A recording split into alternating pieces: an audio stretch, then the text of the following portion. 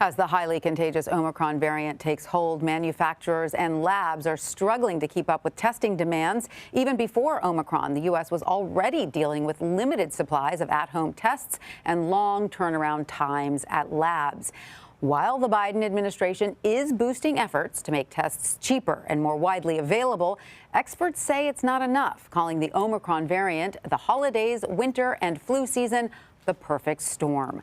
For more, I'd like to bring in CBS MoneyWatch reporter Megan Cerullo. Hi, Megan. Great to see you again. So with the Omicron variant and the holidays, we're suddenly seeing extremely long lines for testing and wait times for those results. Where should we be right now as a nation in terms of testing?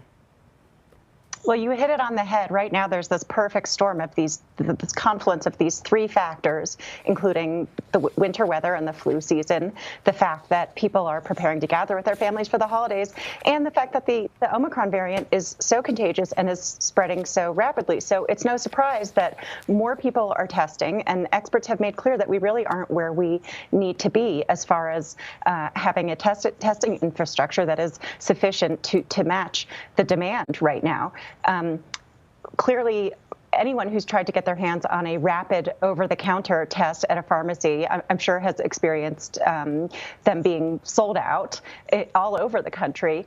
And for PCR tests, lag times are really long. It's taking 3 to 5 days in some places to get results back. And that's in part because lab technicians that process the tests, they themselves aren't immune to the virus. So they're testing positive, and that's pulling them out of work, which is part of the reason why we're seeing such a delay. Good point. You know, the people working in the labs are also not able to, put in all the time necessary. So as a nation, Megan, what are we doing right, and where is the country falling short? Because we do hear stories of other countries, I'm thinking of the UK, where they seem to have a better handle on the testing piece of all of this. Right. We prioritize vaccines. It's probably easier. I haven't tried, but it's probably easier right now to get a vaccine than it is a COVID-19 test. In the UK, it's been made a daily part of people's routines. They wake up, they test, they go about their day. But the Biden administration did not make tests widely available early enough. So they weren't sent to their homes. They're still not free of cost. He has announced that he will make 500 million tests available by January. So that is a step in the right direction. But that's not until next month. So that's not going to help us right now over the holidays. We're in a place where we're almost rationing these tests. If we're not sick, we're not taking them because there's so few of them to go around. One expert said that the rapid COVID test is the hot holiday Christmas present. I actually wrapped one up for a family member because it is. That is a very good point, actually. I have one box at home with 2 tests each, and I'm rationing them. My husband was like, I have a sore throat this morning. I was like, don't you take a test until you really feel sick. So, I mean, that's how we feel, because I don't want him to waste it. But that's not the way we should be thinking. We should be thinking as soon as we have any sort of symptoms, we should be testing, correct?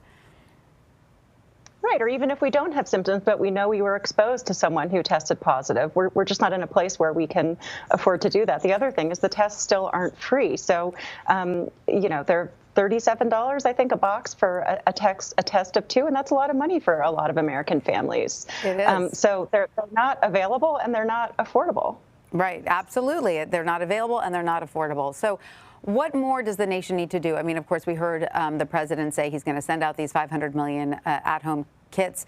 But is it already too late to put your name on the list? Because those are being sent out to Americans who requested them online, correct? Like, what if everyone is just hearing about this for the first time? Can they also get kits sent to them?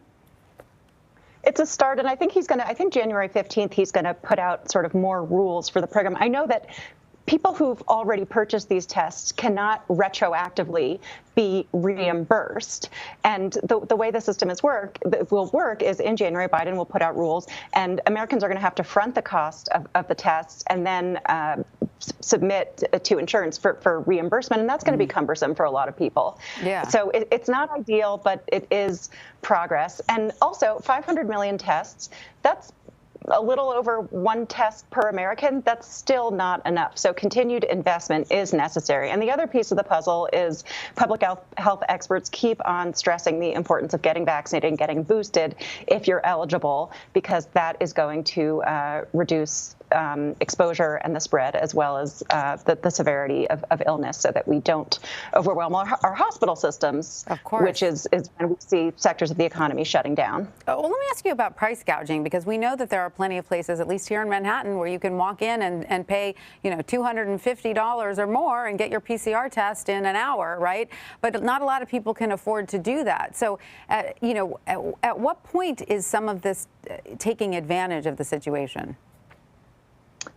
I don't know that it amounts to price gouging, but we are seeing these medically minded entrepreneurs are taking advantage of this opportunity and are opening clinics. And as we increasingly, as countries and airlines, and a negative COVID test is increasingly required for travel, folks who haven't planned ahead may need to cough up $200 if they really need that negative test result within 24 hours. Obviously, that's cost prohibitive for a lot of Americans, and we're seeing other companies come up with really with testing devices that essentially take the lab technology and put it in your home, but those too are expensive. It's like $89, $90, $100 for an at-home kit that can deliver a quick PCR test result. So it's good that all these initiatives and all these new technologies are being developed, but for most of the population, it's not even an alternative. Absolutely. Well, Megan Cerullo, thank you so much for joining us. We really appreciate your insight. Thanks, Tanya.